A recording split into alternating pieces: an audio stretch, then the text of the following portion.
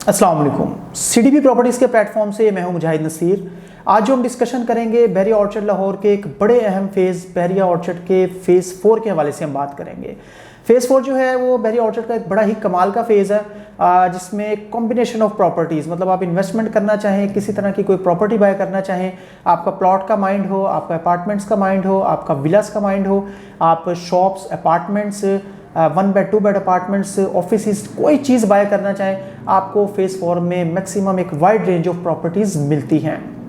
आज की जो हमारी वीडियो है हम फ़ेज़ 4 के हवाले से स्पेसिफाई करेंगे, लेकिन एक डिफरेंट एंगल से हम आपको बताने की कोशिश करेंगे कि बहरिया ऑर्चर्ड फ़ेज़ 4 में इस वक्त क्या सिचुएशन चल रही है और आपके लिए बेस्ट क्या है, बाइंग प्लॉट्स, होल्डिंग प्लॉट्स या सेलिंग प्लॉट्स। मतलब आपके पास अगर पहले प्लॉट्स हैं तो क्या आपको उनको सेल कर देना चाहिए या आपको उनको होल्ड रखना चाहिए या कि आपको वहां पर मजीद प्रॉपर्टी बाय करना चाहिए। बाइंग, होल्डिंग और सेलिंग, इस हवाले से हम आपको बताएंगे कि आज की वीडियो में आपके लिए फ़ेज़ 4 से रिलेटेड हमारी फोरकास्टिंग क्या है, कौन सी स्ट्रेटेजी आपके लिए बेहतर रहेगी अडॉप्ट करना इन दिस करंट सिचुएशन।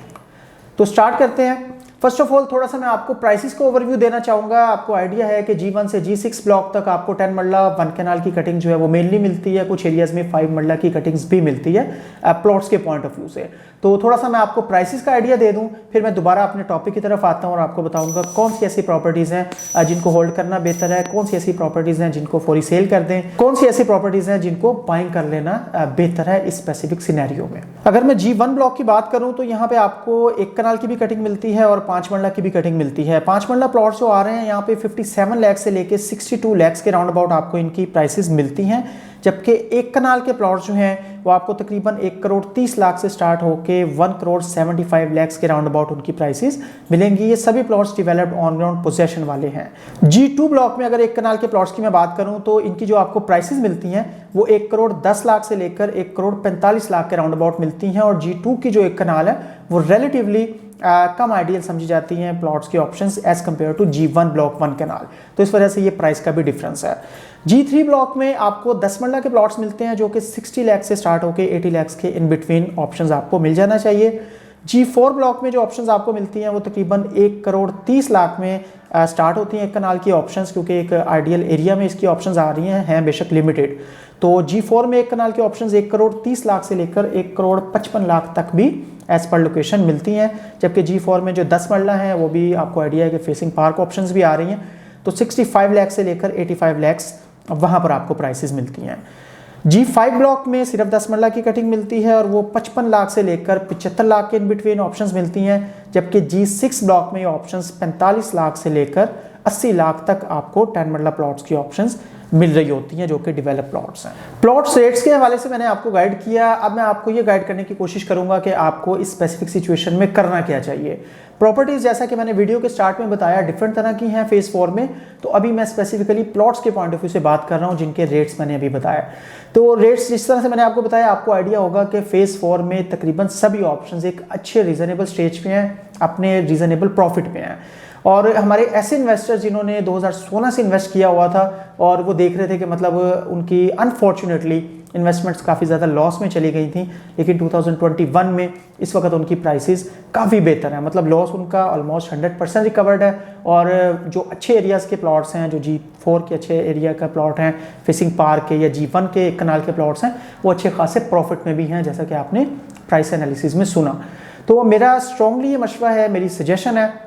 कि ऐसे लोग जिन्होंने इन्वेस्टमेंट के पॉइंट ऑफ व्यू से लिए थे वो अपनी इन्वेस्टमेंट्स को शफल करें, यहाँ से विड्रॉ करें, ऑर्चर्ड के ही किसी और फेज़ में, बहरिया टाउन के किसी और एरिया में किसी ऐसी डील में इन्वेस्ट कर दें या इन्वेस्ट करने का वेट करें जो कि डील जब आएगी और उसमें मतलब for example Bahria town Lahore में सेक्टर F के आगे सेक्टर G एक्सपेक्ट किया जा रहा है, आप उसके लिए अपने फंड्स को रेडी रख सकते हैं। और क्योंकि जब आपने इन्वेस्टमेंट करनी है तो फिर वहाँ पे बहुत ज़्यादा होल्ड करने का फ़ायदा नहीं है। जितना होल्ड आपने करना था, जितना सफ़र करना था, ऑलरेडी आप 4 साल कर चुके हैं, और उसके अगेंस्ट जो चीज़ें बहुत ज़्यादा अच्छे प्रॉफिट में हैं उनको निकाल देना भी बेहतर है। और कुछ ऐसी ऑप्शंस फॉर एग्जांपल G6 के प्लॉट्स काफ़ी ज़्यादा लॉस में थे, मतलब 32-33 लाख तक भी उनकी प्राइसेस पहुंच चुकी थी, और अभी अगर वो 50 लाख के प्लस माइनस में जा चुके हैं, बुकिंग प्राइस के नियर बाय भी हैं, तो आप इसको ही देखें कि आपका लॉस बहुत ज़्यादा मिनिमाइज हुआ और आप इसको यहाँ से शफल कर लें। और मतलब उसकी वजह ये है कि प्राइसेस जो हैं वो ऑर्चर्ड में इसी तरह से मार्केट चलती है, बाज़-औक़ात बूम पे जाती हैं, बाज़-औक़ात बहुत ऊपर जाती हैं और फ्लक्चुएशन कई दफ़ा बहुत ज़्यादा होती है और फिर नीचे भी प्राइसेस आ जाती हैं। तो मेरा ये मशवरा है कि फेज़ 4 में जो लोग तो होल्डिंग पावर रखते हैं और जिनको कोई इशू नहीं है, जिनको पहले बहुत ज़्यादा इशू नहीं था कि चीज़ें बहुत ज़्यादा लॉस में भी हैं तो कोई मसला नहीं, मैंने तो 10 साल तक प्लॉट होल्ड करके रखना है, तो उनके लिए कोई प्रॉब्लम नहीं है, वो इसको होल्ड करें। प्राइसेस मज़ीद भी बेहतर हो सकती हैं, मज़ीद बेहतर होंगी, विद पैसेज ऑफ टाइम होंगी और जैसे जैसे कंस्ट्रक्शन होती जाएगी, जैसे जैसे प्रोजेक्ट्स जो हैं वो बनते जाएंगे, बढ़ते जाएंगे, वहाँ पे कमर्शियल प्रोजेक्ट्स हों, शॉपिंग मॉल्स हों, डिफरेंट ऑप्शंस हों, तो प्राइसेस बेहतर होंगे। लेकिन उसके लिए फिर आपको लॉन्ग टर्म 3-4 साल और होल्ड करना पड़ेगा। ऐसे लोग जो ज़्यादा मतलब परेशान थे कि चीज़ें लॉस में चली गई, 51 लाख का प्लॉट लिया था, 40 में सेल करना मुश्किल हुआ है, मेरा ख्याल है कि उनके लिए इस वक्त फेज़ 4 में से विड्रॉ करना, शफल करना अपनी इन्वेस्टमेंट को ऑर्चर्ड के किसी और एरिया में या किसी और सराउंडिंग सोसाइटी में, किसी और इन्वेस्टमेंट ऑप्शन में, ये इससे ज़्यादा बेस्ट टाइम मेरा ख्याल है नहीं होगा। अगर होगा तो उसके लिए फिर उनको टाइम बहुत ज़्यादा देना पड़ेगा, अगले 3-4 साल मज़ीद फिर इस इन्वेस्टमेंट को देने होंगे। तो ये मेरा मशवरा सेलिंग के पॉइंट ऑफ व्यू से है प्लॉट होल्डर्स को, वेदर 10 मरला और 1 kanal in any block of Berry Orchard phase 4। अब मैं बात करूंगा थोड़ी सी होल्डिंग के पॉइंट ऑफ व्यू से। होल्डिंग के पॉइंट ऑफ व्यू से ये है कि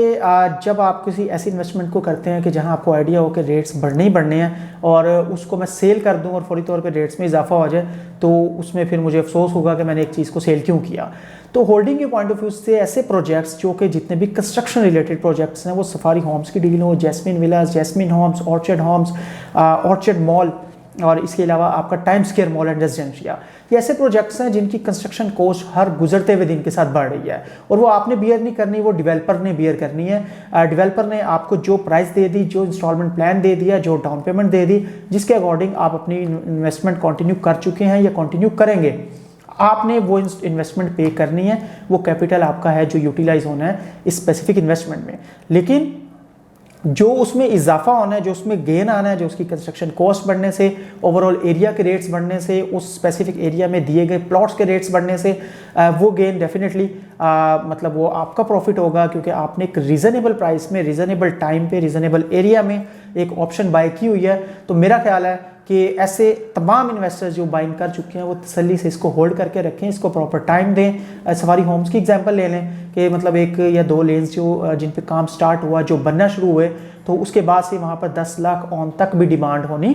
शुरू हो गई कि मतलब घर सिर्फ 60 लाख में आए थे तो हमने 70 लाख में बेचना है जी, हमारा पार्क के करीब है या पार्क के सामने का घर है। बेशक अभी बना नहीं है, बेशक उस वाले एरिया में अभी कंस्ट्रक्शन स्टार्ट नहीं हुई, लेकिन जी सफारी होम्स की ओवरऑल कंस्ट्रक्शन तो स्टार्ट हुई है ना, तो उस पर इतना ज़्यादा ऑन हो गया। तो मेरा ये मशवरा है कि इस तरह के प्रोजेक्ट जो कंस्ट्रक्शन रिलेटेड हैं, जो अच्छे रीजनेबल बिल्डर के प्रोजेक्ट्स हैं, जिनमें आप इन्वेस्ट कर चुके हुए हैं, आपने 3-4 साल का इंस्टॉलमेंट प्लान जो है वो अडॉप्ट कर लिया और आप उसको उसके लिए पेमेंट कर रहे हैं, तो उसमें परेशान होने की ज़रूरत नहीं है। ये जिस एरिया में आ रहे हैं, जिन डेवलपर के प्रोजेक्ट्स हैं, जिस तरह के खूबसूरत फ्रंट हैं इनके,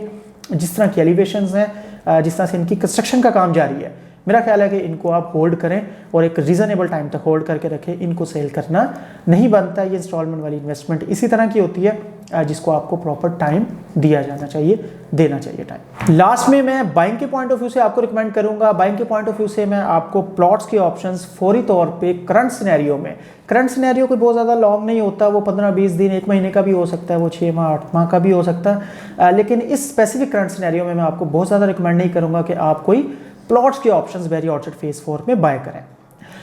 कोई कटिंग आती है, कोई ओपन फॉर्म्स आते हैं, कोई रीज़नेबल प्राइस में बिलो द मार्केट प्राइस कोई चीज़ आती है, तो वो डेफिनेटली रिकमेंडेड होगी। लेकिन ऐसे प्लॉट्स जो इस वक्त बूम पे हैं, जो प्राइसेस इस वक्त हाइट पे हैं और फॉर वट एवर रीज़न आप इस वक्त बाय कर लेते हैं और खुदा न खास्ता वो 2, 4, 5, 7 लाख नीचे आ जाती है चीज़, तो वो फिर कैसे इन्वेस्टमेंट हुई आपकी। और ऐसे लोग जिनकी होल्डिंग पावर बहुत ज़्यादा नहीं होती, जो 1-1.5 साल को बहुत बड़ा टाइम पीरियड समझते हैं, तो वो तो बिल्कुल भी सफ़र नहीं कर पाते कि मैंने चीज़ 65 की ली थी, ये 60 की कैसे हो गई। तो जो लोग 2-3 साल का प्लान रख के बाय करते हैं, उनको पता होता है 5 लाख नीचे आई है तो 10 लाख ऊपर भी चली जाएगी, तो उनके लिए तो इतना कोई मसला नहीं होता। तो इस वजह से मेरा ख्याल है कि प्लॉट्स में बाइंग से फिल वक्त थोड़ा सा इज्तनाब करें। अगर किसी भी रीज़न की वजह से, for what ever reason, prices खुदा ना खास्ता, जो हम नहीं चाहेंगे, फेज़ 4 की प्राइसेस बहुत ज़्यादा टाइम के बाद बेहतर हुई हैं, तो अगर खुदा ना खास्ता वो नीचे आती हैं या स्टेबल रहती हैं यहाँ पे, तो फिर वो टाइम हो सकता है इधर बाइंग करने का, लेकिन प्लॉट्स में फ़िलहाल इन्वेस्ट नहीं करें। अगर फेज़ 4 में प्लॉट्स में इन्वेस्ट ना करें तो फिर कहाँ इन्वेस्ट करें। फेज़ 4 में इंस्टॉलमेंट वाली ऑप्शंस, वो आपका ऑर्चर्ड मॉल हो, वो आपका Time Square Mall and residencia हो, वो सफारी होम्स हो जो आपको रीसेल में विद ऑन भी मिले, तो वो अच्छी ऑप्शन है, उसको बाय करना चाहिए। और प्लस G5 में बनने वाले कंस्ट्रक्शन रिलेटेड प्रोजेक्ट्स हों, वो ऐसे प्रोजेक्ट्स हैं जिनकी प्राइसेस जो है वो बहुत तेज़ी से मतलब ऊपर नहीं जाती, लेकिन with the passage of time, with the construction quality, construction pace, location, ये चीज़ें सारी मैटर करती हैं कि अगर आपने ऐसे एरियाज़ में बाइंग की है, आप इंस्टॉलमेंट्स दे रहे हैं, इंस्टॉलमेंट्स पे कोई भी चीज़ उठाते हैं, तो मेरा ख्याल है बाइंग के लिए ये एरियाज ज़्यादा रिकमेंडेड है। इसके अलावा बेरी ऑर्चर्ड फेज़ 4 में आपकी किसी तरह की कोई प्रॉपर्टी है, आप उसको बाय करना चाह रहे हैं, इसके अलावा कोई प्रॉपर्टी बाय करना चाह रहे हैं, या अपनी उस प्रॉपर्टी को सेल करना चाह रहे हैं, या प्रॉपर्टी को होल्ड करने के हवाले से कंफ्यूज हैं कि वेदर टू कीप इट और सेल इट, तो आपको चाहिए कि हमसे फौरी तौर पे रब्ता करें। मेरा जो नंबर स्क्रीन पे दिया गया है, आप इस पर एट एनी टाइम मुझे कॉल कर सकते हैं, मुझे व्हाट्सएप कर सकते हैं। इसके अलावा हमारी वेबसाइट है www.cdbrealestate.com, इस पर भी आप एट एनी टाइम विजिट कर सकते हैं। Most updated information at any time इस पर भी इंशाल्लाह आपको अवेलेबल होगी। मज़ीद अच्छी अपडेट्स के साथ आपकी खिदमत में हाजिर होंगे। कोई भी आपका फीडबैक हो कमेंट्स में ज़रूर मेंशन किया करें। इस तरह के मज़ीद एनालिसिस को रेगुलर बेसिस पे देखने के लिए हमारे चैनल को सब्सक्राइब ज़रूर करें, बेल का बटन ज़रूर प्रेस करें, ताकि अच्छी reasonable informative videos time to time आप तक पहुँचती रहें। आपका फीडबैक हमारे लिए बहुत ज़्यादा इंपॉर्टेंट और यूज़फुल होता है। मज़ीद अच्छी वीडियोज़ के साथ हाजिर होंगे। आपके टाइम का बहुत शुक्रिया। Thank you very much. अल्लाह हाफिज़।